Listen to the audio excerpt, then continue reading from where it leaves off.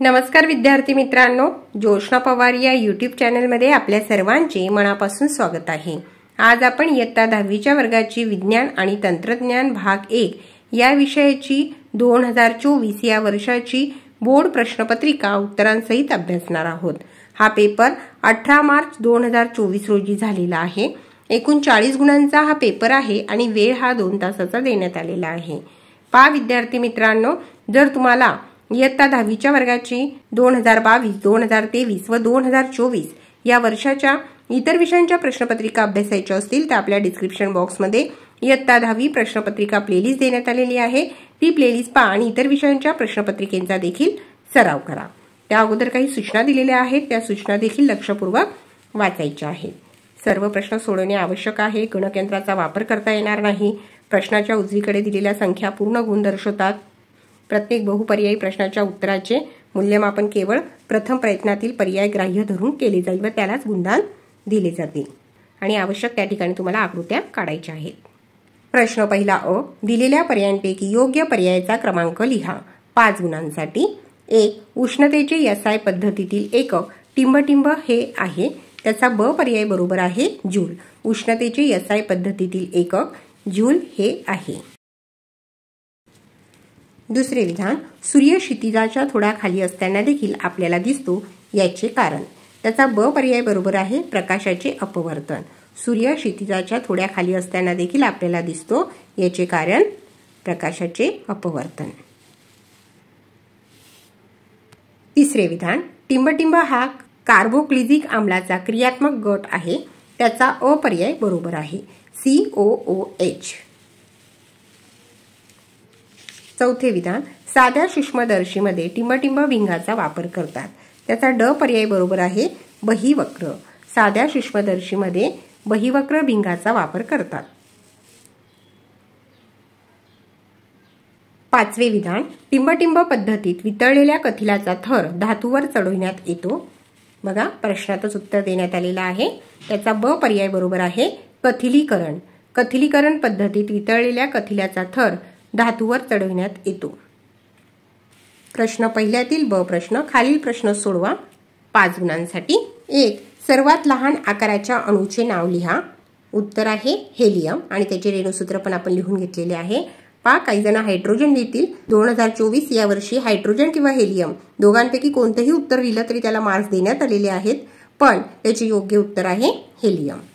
दुसरे, कॅल्शियम कार्बोनेटचे रेणुसूत्र लिहा CaCO3। तिसरा प्रश्न, 5 गुणांसाठी 5 प्रश्न आहेत। कॅलरी मापीचा उपयोग लिहा। पदार्थाच्या विशिष्ट उष्माधारकतेचे मापन मिश्रण पद्धतीने करणे हे कॅलरी मापीचा उपयोग आहे। चौथे, दिलेल्या इलेक्ट्रॉन ठिपका संरचनेवरून हायड्रोकार्बन ओळखा। इथेन, त्या ठिकाणी इथेन नाव लिहिलं तरी चालेल, आपण रेणुसूत्र देखील लिहून घेतलेलं आहे C2H6।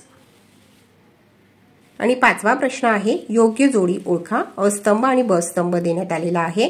पाण्याचा अपवर्तनांक, त्याची सी जोडी बरोबर आहे 1.33। प्रश्न दुसरा अ, शास्त्रीय कारणे लिहा। 3 कारणे दिलेली आहेत, कोणतीही 2-4 गुणांसाठी लिहायची आहे। प्रत्येक प्रश्नाला या ठिकाणी 2 मार्क मिळतील। पहिले विधान, चुनखडी तापवून मिळालेला वायू ताज्या चुन्याच्या निवळीतून जाऊ दिल्यास निवळी दुधाळ होते। उत्तर, कारण चुनखडी तापवली असता तिचे अपघटन होऊन कॅल्शियम ऑक्साईड व कार्बन डायऑक्साईड वायू तयार होतात। हा कार्बन डायऑक्साईड वायू चुन्याच्या निवळीतून प्रवाहित केला असता अद्रावणीय असे पांढऱ्या रंगाचे कॅल्शियम कार्बोनेट तयार होते, यामुळे चुन्याची निवळी दुधाळ होते।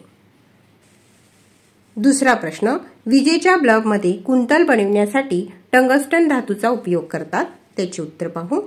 उत्तर, विजेच्या बल्बमधील तारेच्या कुंडलांमधून बाहेर पडणाऱ्या प्रकाशाची तीव्रता तारेच्या तापमानावर अवलंबून असते। तापमान जास्त असल्यास प्रकाशाची तीव्रता जास्त असते। बल्बमधील तारेच्या कुंडलाचा वितळांक अतिउच्च असल्यास तारेमधून विद्युतधारा पाठवून तार न वितळता तारेचे तापमान मोठ्या प्रमाणात वाढवता येते। परिणामी बल्बमधून जास्त प्रकाश मिळतो। टंगस्टनचा वितळांक अतिउच्च 3410 अंश सेल्सिअस असतो, म्हणून विजेच्या बल्बमध्ये कुंतल बनवण्यासाठी टंगस्टन धातूचा उपयोग करतात। तिसरे विधान, चांदीच्या वस्तू हवेत उघड्या ठेवल्या असता काळ्या पडतात? कारण चांदीच्या वस्तूंचा हवेशी संपर्क आल्यास कालांतराने त्या वस्तू काळ्या पडतात, कारण हवेतील हायड्रोजन सल्फाइडशी चांदीची अभिक्रिया होऊन सिल्वर सल्फाइडचा थर Ag2S तयार होतो. Ag2S सिल्वर सल्फाइडचा रंग काळा असतो, त्यामुळे चांदीच्या वस्तू हवेत उघड्या ठेवल्या असता काळ्या पडतात. प्रश्न दुसऱ्यातील ब प्रश्न. खालील उपप्रश्न सोडवा. एकूण 5 प्रश्न दिलेले आहेत. कोणतेही 3 प्रश्न 6 गुणांसाठी सोडवायचे आहे. या ठिकाणी प्रत्येक प्रश्नाला 2 मार्क मिळतील. आपण 5ही प्रश्न सोडून घेणार आहोत. पहिला प्रश्न. डोबे-रायनरचा त्रिकांचा नियम सांगून त्याचे एक उदाहरण लिहा. डोबरा-रायनरने एकसारखे रासायनिक गुणधर्म असणाऱ्या प्रत्येकी 3 मूलद्रव्यांचे गट केले व त्या गटांना त्याने त्रिके असे नाव दिले. एका त्रिकामधील 3 मूलद्रव्यांची मांडणी त्याने अणुवस्तुमानाच्या चढत्या क्रमाने केली व दाखवले की त्या त्रिकांमधील मधल्या मूलद्रव्याचे अणुवस्तुमान हे साधारणतः 2 अन्य मूलद्रव्यांच्या अणुवस्तुमानांच्या सरासरी इतके असते. उदाहरणार्थ लिथियम, सोडियम व पोटॅशियम हे एक त्रिक आहे. दुसरा प्रश्न. दिलेली आकृती ओळखून तिचा उपयोग लिहा. या ठिकाणी जी आकृती दिलेली आहे ती आहे विद्युत जनित्र आणि त्याचा उपयोग आहे विद्युत निर्मिती करणे किंवा विद्युतधारा प्रवर्तित करणे. आपण त्या ठिकाणीच उत्तर लिहून घेतलेलं आहे. तिसरा प्रश्न. उपग्रह प्रक्षेपक म्हणजे काय? कोणत्याही एका भारतीय उपग्रह प्रक्षेपकाचे नाव लिहा. उत्तर. कृत्रिम उपग्रहाला अवकाशात एका ठराविक उंचीपर्यंत वाहून नेणारी व नंतर त्याला ठराविक कक्षेत प्रस्थापित करणारी यंत्रणा म्हणजे उपग्रह प्रक्षेपक होय. भारतीय उपग्रह प्रक्षेपक PSLV polar satellite launch vehicle आहे. चौथा प्रश्न. मुक्त पतन म्हणजे काय? ते केव्हा शक्य होते? उत्तर. जेव्हा एखादी वस्तू केवळ गुरुत्वीय बलाच्या प्रभावाने गतिमान असेल तर त्या गतीला मुक्त पतन असे म्हणतात.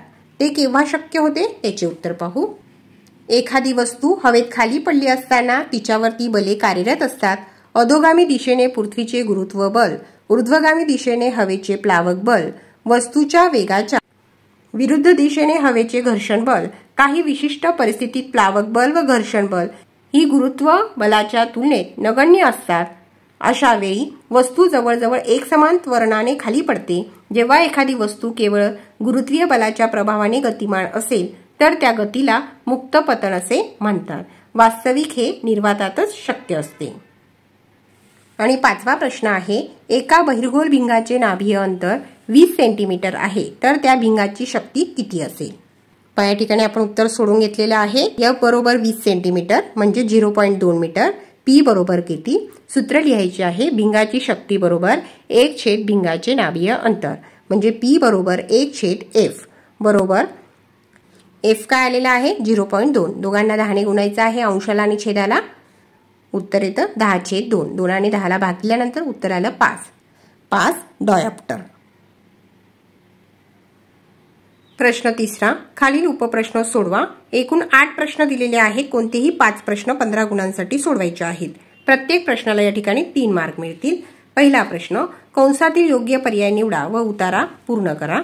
या ठिकाणी कंसात पर्याय दिलेले आहे. योग्य पर्याय निवडून आपल्याला तो उतारा पूर्ण करायचा आहे. उतारा मी पूर्ण वाचत नाही, आपला व्हिडिओ जास्त मोठा होईल. जी पहिली रिकामी जागा आहे ती 4 लिहायची आहे. दुसऱ्यात S खंड, तिसरे P खंड, चौथे D खंड,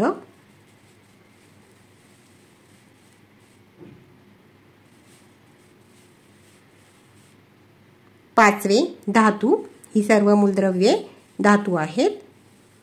आणि 6वे आवर्त सारणीच्या तळाशी दाखवलेली लॅन्थेनाइड व ॲक्टिनाइड श्रेणीतील मूलद्रव्य म्हणजे F खंड होय. दुसऱ्यातील A प्रश्न. रासायनिक अभिक्रियेच्या वेगावर परिणाम करणारे घटक कोणते आहेत? उत्तर. अभिक्रियाकारकांचे स्वरूप, 2 कणांचा आकार, 3 संहती, 4 तापमान आणि 5 उत्प्रेरक. दुसऱ्यातील B प्रश्न. त्यातील कोणत्याही एका घटकाचे स्पष्टीकरण द्या. त्यापैकी आपण कणांचा आकार या घटकावर आधारित स्पष्टीकरण अभ्यासणार आहोत. व्हिडिओला घाई होत असेल तर व्हिडिओ थांबवून व्यवस्थित उत्तर वाचायचे आहे.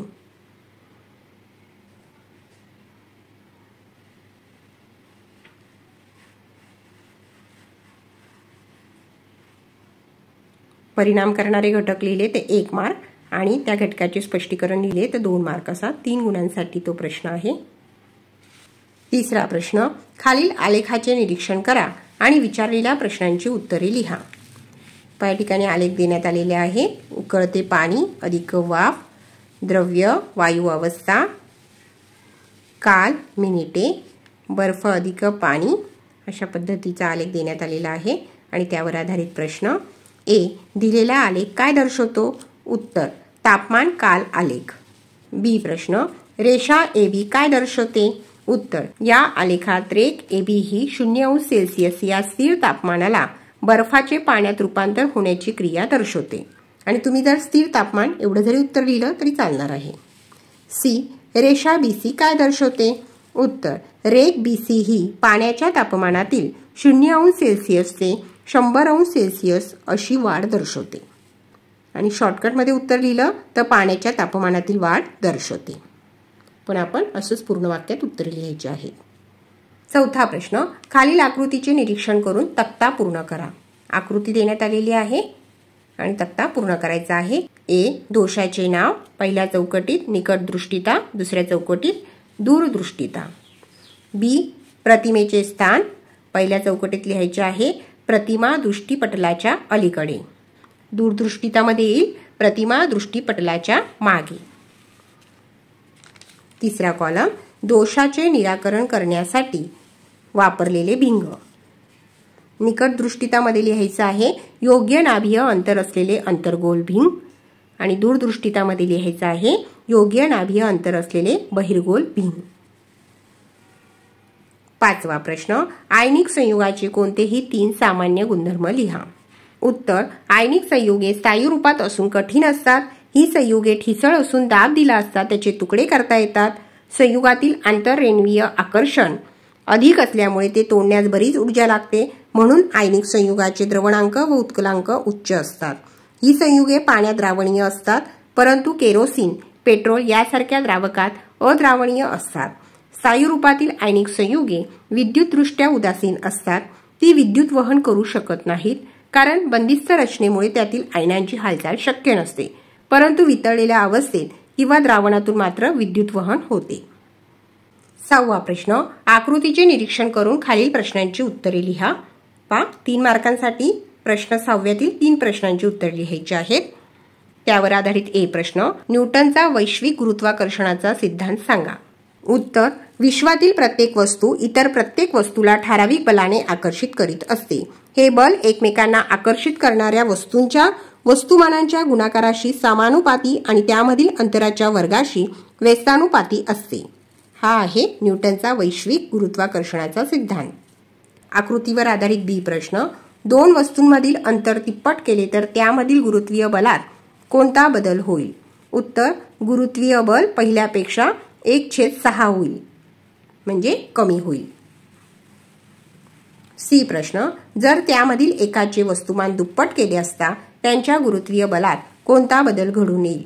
उत्तर, एकाचे वस्तुमान दुप्पट केले असता त्यामधील गुरुत्वीय बल दुप्पट होईल। उत्तरे आपण त्या ठिकाणीच लिहून घेतलेली आहेत।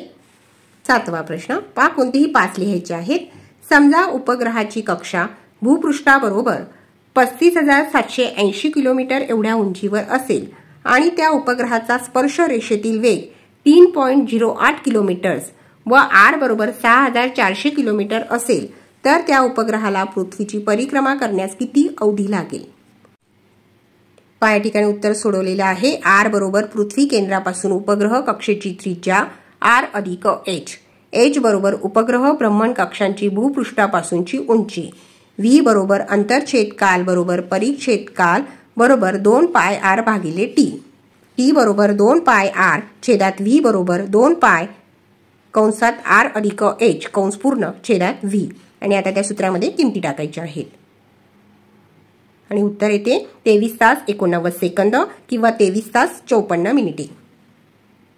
आणि 8वा प्रश्न आहे, नाल कुंतल म्हणजे काय? त्याची योग्य आकृती काढून विविध भागांना नावे द्या। उत्तर, विद्युतरोधक आवरण असलेली तांब्याची तार घेऊन कुंडलाची मालिका तयार केल्यास त्या रचनेस नाल कुंतल म्हणतात। आता आपण नाल कुंतलची आकृती पाहू। या ठिकाणी नालकुंतलची आकृती दिलेली आहे। अशा पद्धतीने आकृती काढायची आहे आणि नावे द्यायची आहे। चुंबकीय बलरेषा, नालकुंतल। प्रश्न चौथा, खालील प्रश्न सोडवा। कोणताही एक, दोन प्रश्न दिलेले आहेत, कोणताही एक सोडवायचा आहे। आपण या ठिकाणी दोन्ही प्रश्न अभ्यासणार आहोत। पहिला प्रश्न, खाली दिलेल्या आकृतीचे निरीक्षण करून प्रश्नांची उत्तरे लिहा। या ठिकाणी आकृती देण्यात आलेली आहे। सूर्यप्रकाश, काचेचा लोलक आणि शेजारी रंगांची नावे दिलेली आहेत। ए प्रश्न, आकृतीत कोणती प्रक्रिया दर्शवली आहे? उत्तर आहे प्रकाशाचे अपस्करण। बी, सर्वात जास्त विचलन झालेला रंग कोणता? जांभळा। सी, सर्वात कमी विचलन झालेला रंग कोणता? उत्तर आहे लाल। डी प्रश्न, वरील प्रक्रियेवर आधारित कोणतीही एक नैसर्गिक घटना लिहा। उत्तर इंद्रधनुष्याची निर्मिती। ई प्रश्न, व्याख्या लिहा। वर्णपंक्ती। उत्तर प्रकाश झोताच्या रंगीत घटक असलेल्या पट्ट्याला वर्णपंक्ती म्हणतात। 5 गुणांसाठी 5 प्रश्नांची उत्तरे लिहायची आहेत। आणि त्याला और दुसरा प्रश्न दिलेला होता। दिलेल्या आकृतीचे निरीक्षण करून खालील प्रश्नांची उत्तरे लिहा। पहा, आकृती दिलेली आहे, आकृतीला नावे देखील दिलेली आहेत। त्यावर आधारित ए प्रश्न, वरील अभिक्रियेतील अभिक्रियाकारकांसाठी नावे लिहा। सोडियम कार्बोनेट, ॲसेटिक आम्ल। बी, मोठ्या परीक्षेनळीत फसफसून येणारा वायू कोणता? CO2, carbon dioxide. सी, चुन्याच्या निवळीच्या रंगात काय बदल होतो? उत्तर चुन्याची निवळी दुधाळ बनते।